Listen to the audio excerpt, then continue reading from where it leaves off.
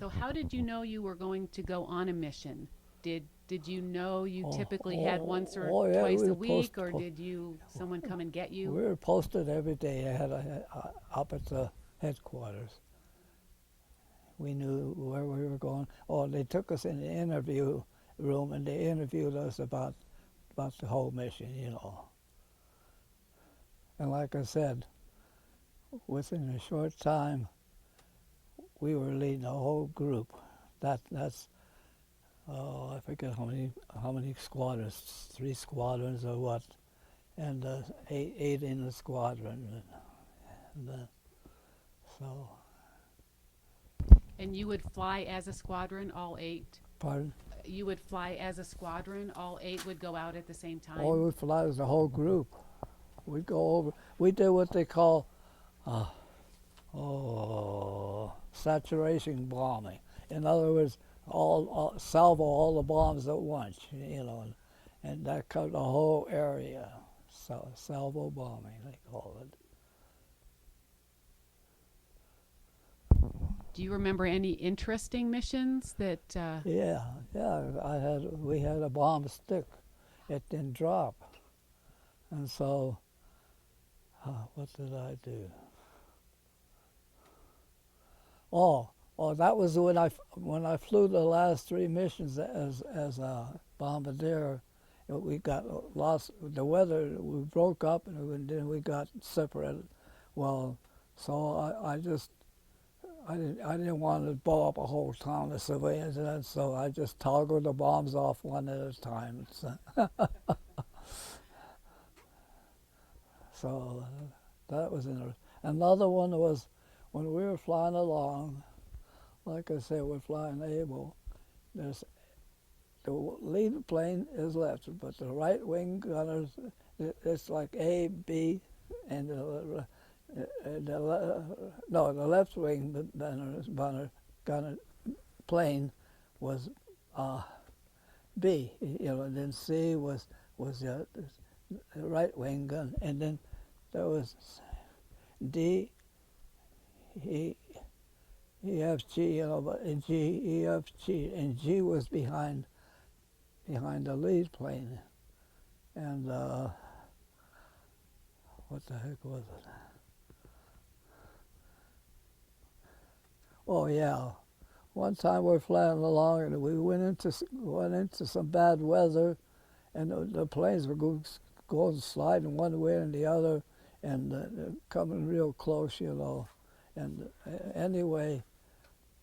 We're flying along, but then when I'm watching the dog position, the plane back behind us, where they're down behind because of prop wash. But anyway, all of a sudden I see him coming up pretty close. You know, they're coming up pretty close to him like that, and anyway.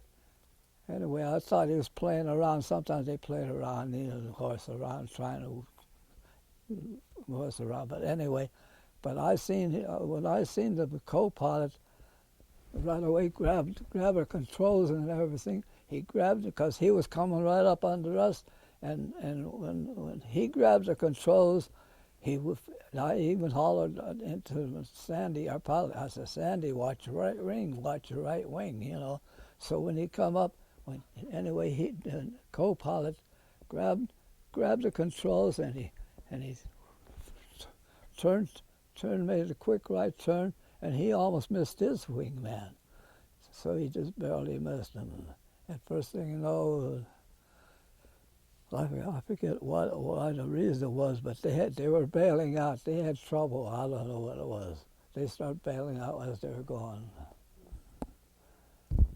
Did you ever find out what happened to them? No. No? No. Did you ever have any failed missions, or no one was captured, or?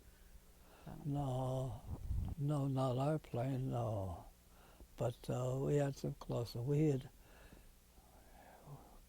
like I said, mostly anti-aircraft.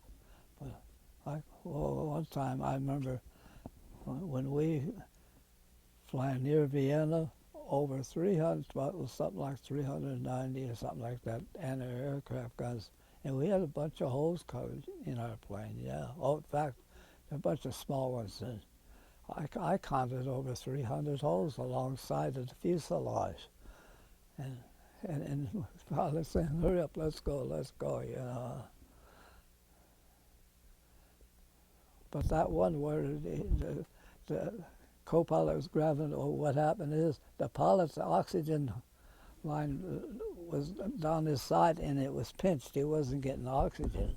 And you can swear you're doing this or doing that. You know, you don't know. So. Now, were you all wearing oxygen masks when you were in your Pardon? aircraft? Did you all wear oxygen?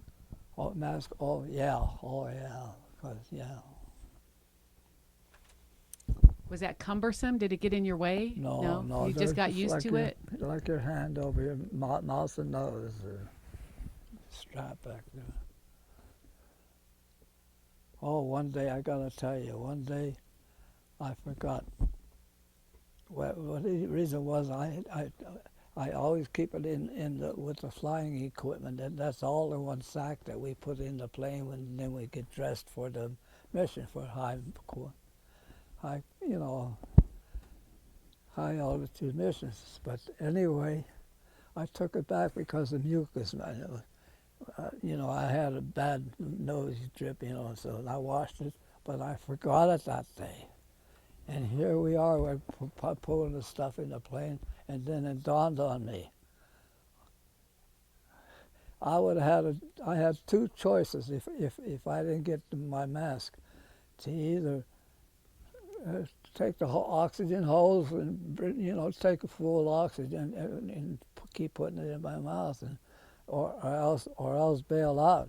But I didn't wait. I jumped out of the plane and I took Sandy. I said, I'll be right back. And he didn't even know why I did or nothing anyway. And he's taxiing way over there, and I'm running. I'll bet I run close to a mile all the way back, because our tent was the furthest one on the field there, up from there. I ran all the way as hard as I could, and I got the oxygen mask, and I come back. And when I got back to the back of the plane, I had a signal Sandy to cut his, I'm going like this, to cut his engine down, because I couldn't take another step to prop wash.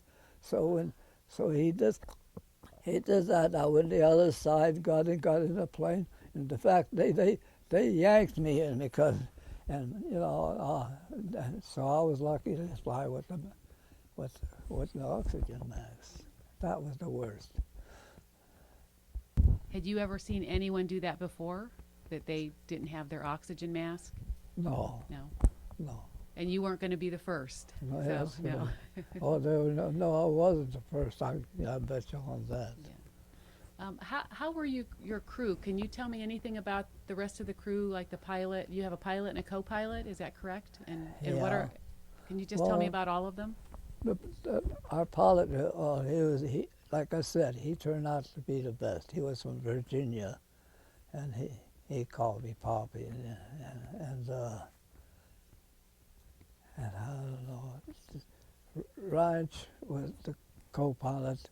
He wasn't that sociable, but like our engineer gunner, he was from New York, Brooklyn. So you can imagine how they were. Oh, how many times him and I got into it, just joyfully. Yeah.